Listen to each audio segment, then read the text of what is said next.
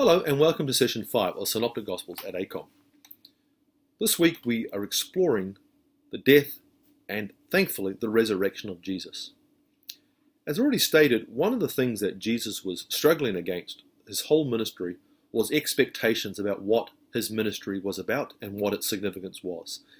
Even his own disciples, men that had been with him from the very beginning, that had eaten with him, slept with him, followed along, camped by the fire, talked, heard his ideas, heard his preaching multiple times, still misunderstood the sort of kingdom that he was establishing.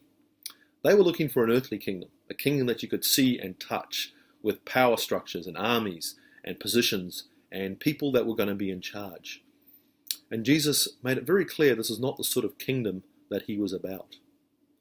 As he went to Jerusalem, the disciples were struggling with this idea. And when he was arrested and charged and ultimately put to death, they must have felt like his ideas were gone. It was over.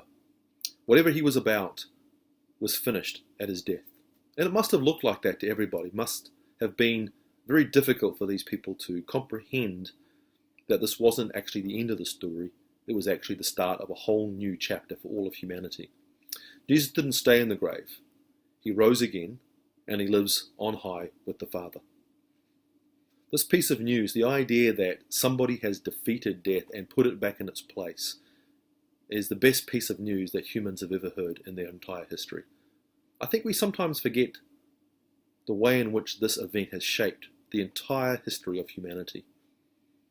The kingdom that Jesus is building is not built on a castle and a king with an army and funny-looking costumes. It's built on a kingdom where God's will is done. God doesn't will us to die. God doesn't will us to have destruction and death and suffering in our lives. He wants us to live lives where He's at the center and our lives are full and purposeful. And we find this in the resurrection of Jesus. Enjoy the study as you unpack it some more.